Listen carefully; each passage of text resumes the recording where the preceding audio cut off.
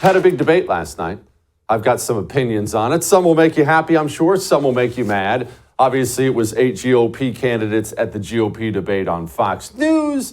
And then there was Trump doing a separate sit-down interview with Tucker Carlson, which is a gigantic up yours to Fox News from Tucker and from Trump himself. That's what it was. That's why you would tape that thing a couple days beforehand and then air it at the same time of the debate. So you've got an interesting war going on here. You've got the Trump versus the other candidates war. You've got the Tucker versus Fox News war. I just think it's fascinating to watch all this stuff play out.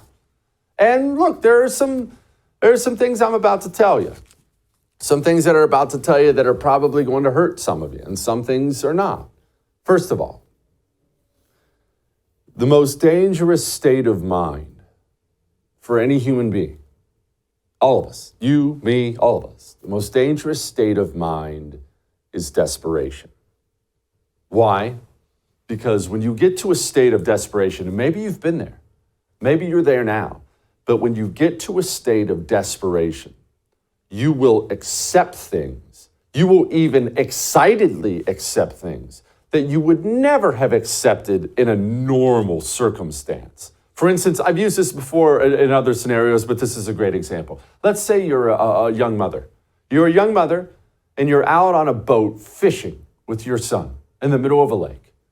And you're fishing with your son, and this gang of murderous thugs pull up in a bigger boat beside you. And they got all these tattoos and do-rags, and they say, "Hey, little lady, why don't you guys come on board our boat?"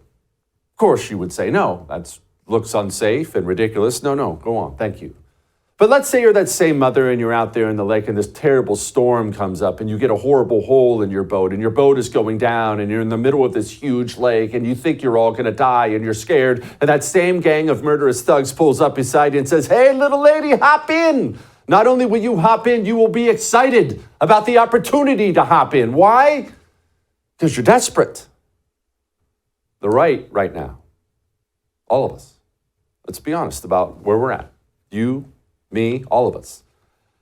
There's a certain amount of desperation in all of us as we watch our country be ripped apart, as we watch everything we love be torn down, and as we watch the weakness of our side. Whether you are an extreme example or a little example, you have this feeling inside of you of, oh my gosh, someone's got to fix it. Why can't someone fix it?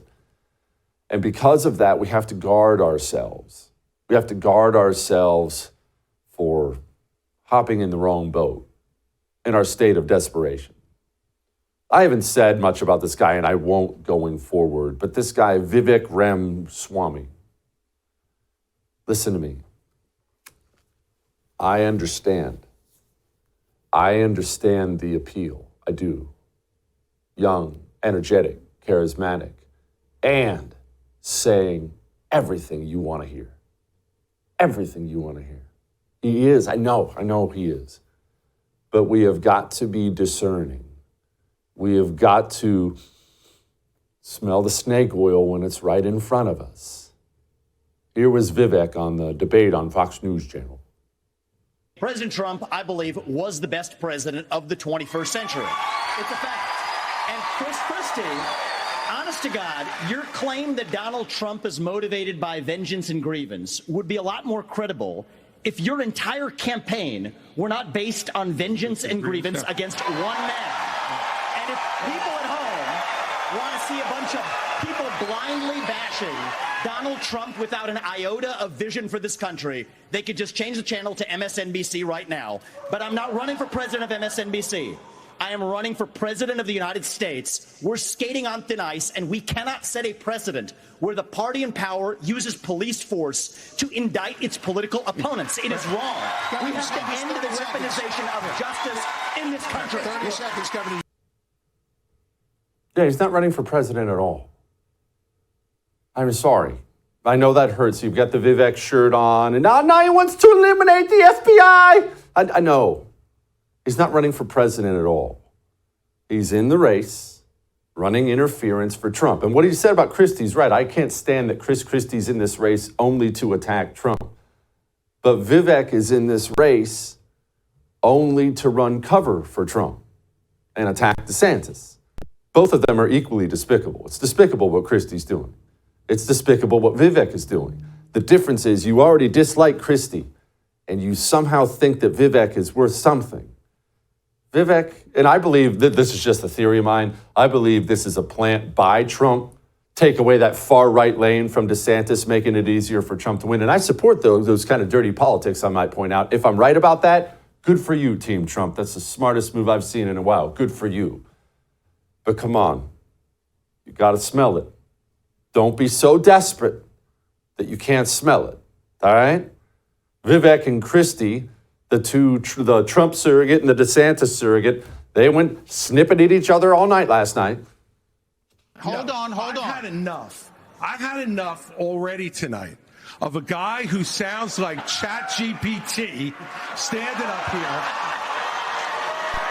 And the last person in one of these debates, Brett, who stood in the middle of the stage and said, "What's a skinny guy with an odd last name doing up here?" was Barack Obama, and I'm afraid we're dealing with the same type of amateur standing on stage tonight. Come over, give me a hug. Give me a hug just like you did to Obama. The same type of amateur. And you'll help elect me just like you did to Yeah, he's right about that. What's ChatGPT, though? Well, it's exactly what Vivek is.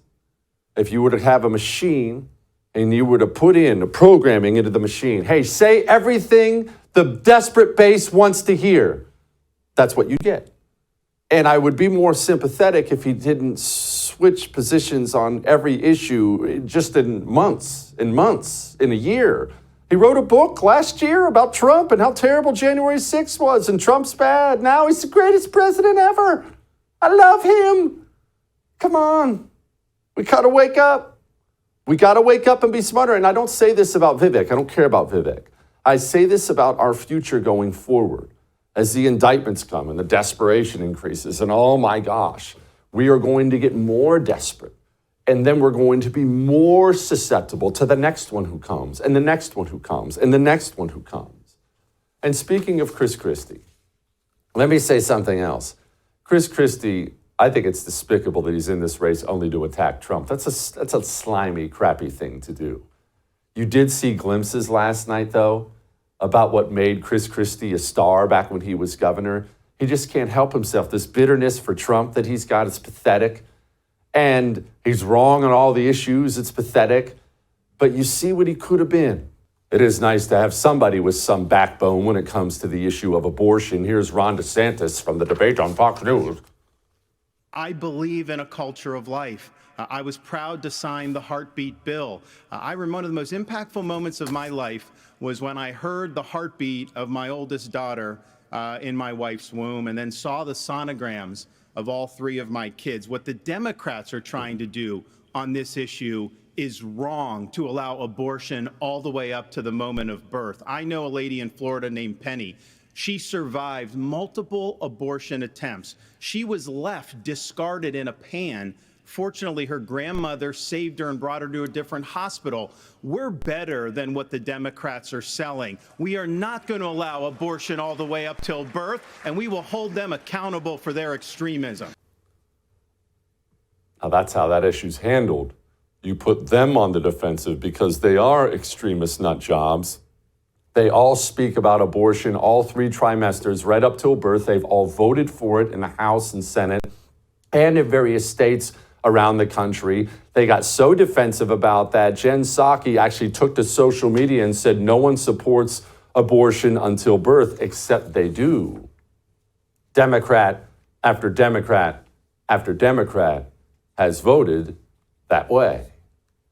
Democrats, every elected one in this nation, believes that fully formed 9-month-old baby who's about to come into this world and breathe his or her first breath, they believe that baby should be killed on a whim. That's a fact. Let's play offense against the communists like that and stop surrendering the field of battle. How will you ease my fears about climate change? Good freaking grief. I have great news. If you enjoyed that, I have a YouTube channel you can subscribe to. Whatever I do, it'll be right there on YouTube, so go subscribe today.